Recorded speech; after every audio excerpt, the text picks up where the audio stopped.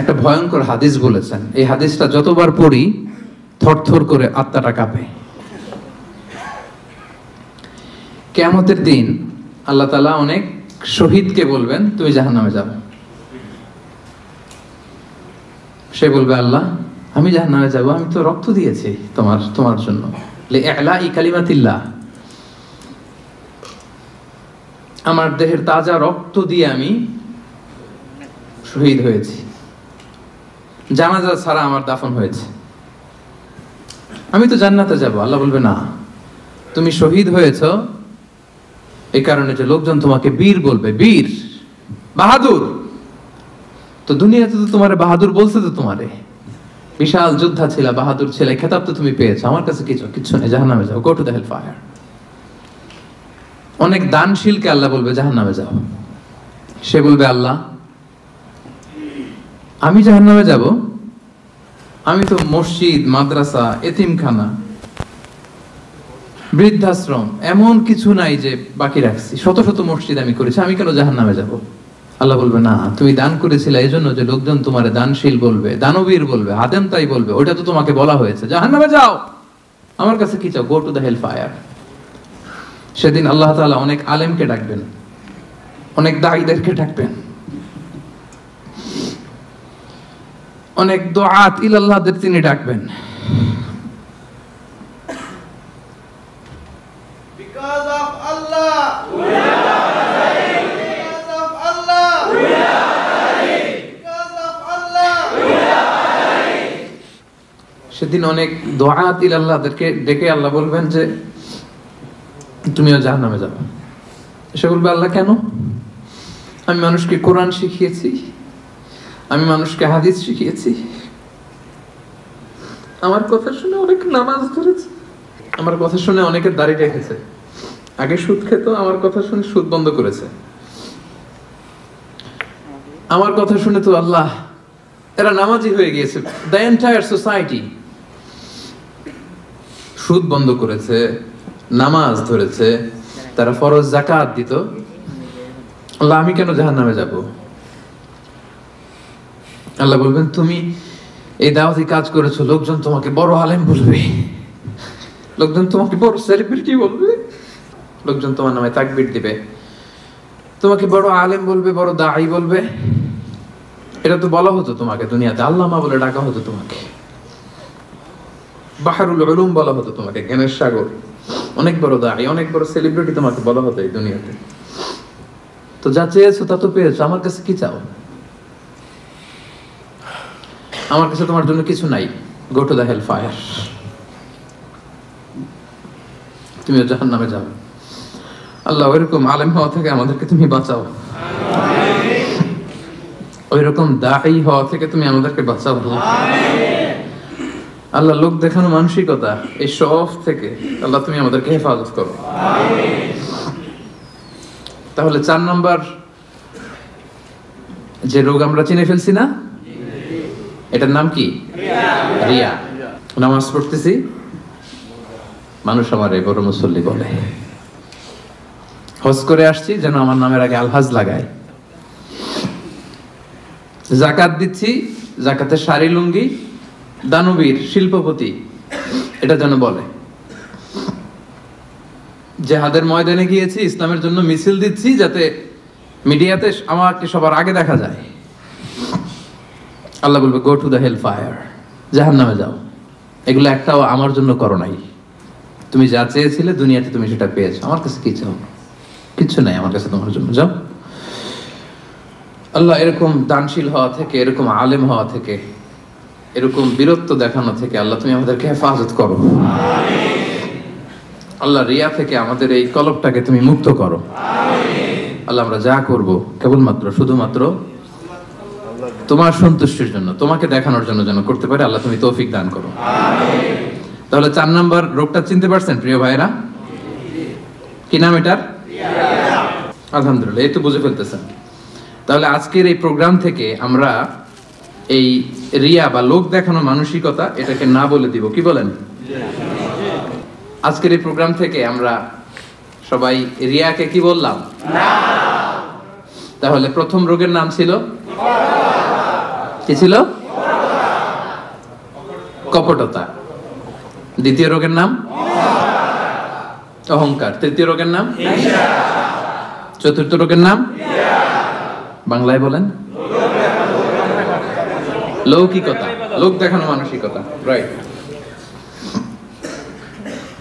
সব শেষে হচ্ছে 5 নাম্বার রোগের নাম হচ্ছে সুউদ্দন, মন্দ ধারণা। অন্যের ব্যাপারে মন্দ ধারণা করা, বাজে ধারণা, নেগেটিভ অ্যাজাম্পশন, সবসময় একটা নেগেটিভ চিন্তাধারা। কিছু লোক দেখবেন যে পজিটিভ কিছু খুঁজেই পায় না, আছে না? ভালো একটা জিনিস এর মধ্যেও ভেজাল খুঁজে বের করছে। জাজমেন্টাল, অন্যের ব্যাপারে মন্দ ধারণা করা, সবসময় অন্যকে কাঠগড়ায় দাঁড় করাতে সে পছন্দ করে, এরকম আছে না? ওনার এই সমস্যা, ওনার তো উনি নামাজ হয় না, এর তো ঝামেলা আছে ফ্যামিলিতে, ওর তো এটা, ওর সমস্যা, তোর কি সমস্যা? ওর সমস্যা যে বুঝলি, তোর কি সমস্যা বল?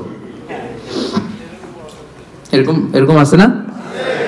নিজের দোষের কোনো খবর নাই, শুধু অন্যের দোষ, শুধু অন্যের দোষ, শুধু নেগেটিভ। প্রিয় ভাইরা, এই নেগেটিভিটি থেকে বেরিয়ে আসতে হবে আমাদের। অন্যের দোষ খোঁজা যাবে না, নিজের দোষ খুঁজতে হবে। নিজেকে কাঠগড়ায় দাঁড় করান, একটু নিজে কি কি ভুল করলাম, নিজে কি কি অন্যায় করলাম, এটা একটু বের করবার চেষ্টা করেন। নিজেকে কাঠগড়ায় দাঁড় করান। আমরা এই ভুলটা করে ফেলে, আমরা নিজেকে কাঠগড়ায় দাঁড় না করিয়ে কি করি?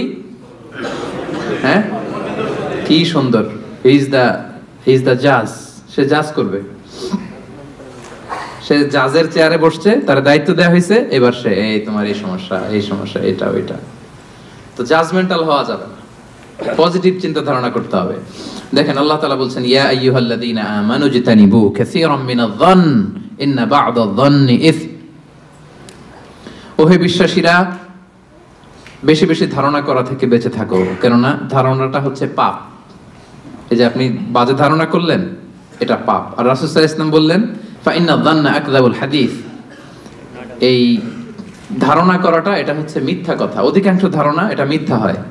ওয়া ইন্না যান্না লা ইউগনি মিনাল হাক্কি শাইআ, ধারণা কখনো সত্যের বিকল্প হতে পারে না, কখনো বিকল্প হতে পারে না। এজন্য আপনি বাজে ধারণা করবেন না। ধারণা করতে হলে সুধারণা করেন।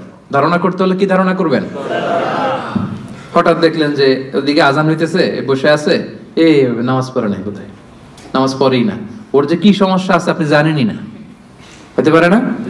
যে কি রে নামাজ পড়লো না, সে হয়তো মুসাফির, সে কি, সে তো জমা কসর করার অনুমোদিত ফ্লেক্সিবিলিটি তো শরীয়ত দিয়েছে, ঠিক কি না?